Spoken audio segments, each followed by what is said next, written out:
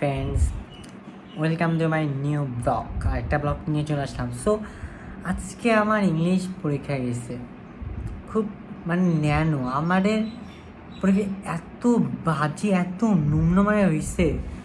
আমার বাংলাদেশি কারিকুলামে ভুল কি জানেন, এখানে আমরা ইংলিশে কথা বলা, ইংলিশে বেসিক জিনিস শিখাই না, আমরা ওই বেসিকটা শেখানোর জন্য একদম গভীরে যাই।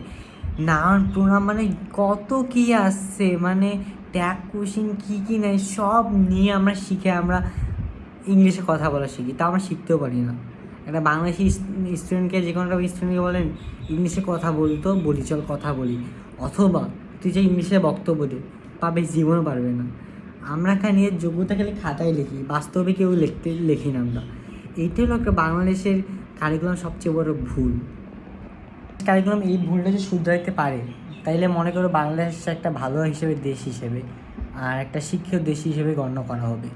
বাংলাদেশে দেখবে মানুষ অনার্স মাস্টার দিয়ে বসে থাকে চাকরি বাকরি খুঁজে। বাংলাদেশে খুব খারাপ অবস্থা ভাই, বাংলাদেশে প্রচণ্ড খারাপ অবস্থা।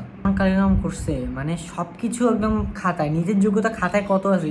আমাদের চারপাশের মূল হলো ভুল কি জানেন, আমরা নিজের যোগ্যতা খাতা প্রমাণ করি, বাস্তবে না। বাস্তবে আমরা অমানুষ হই, খাতার মধ্যে যে রেজাল্ট ভালো থাকে আমরা ভালো মানুষ। একটা বাংলাদেশ কারিকুলাম সবচেয়ে বাজে অবস্থা হয়ে গেছে। বাইরে ক্লাস 1-2 এর বাচ্চাদের শেখানো হয় ঠিক কেমনে আমরা মানুষের সাথে ভালো ব্যবহার করবো, কেমনে ঘরবারে গোছাইতে হয় এক কথায়।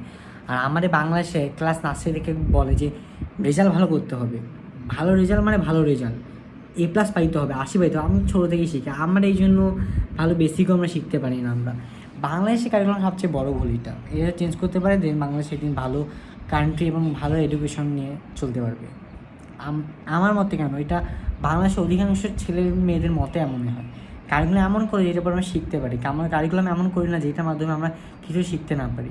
কারণ নিজের যোগ্যতা খাতায় না, বাস্তবে প্রমাণ করতে হয়।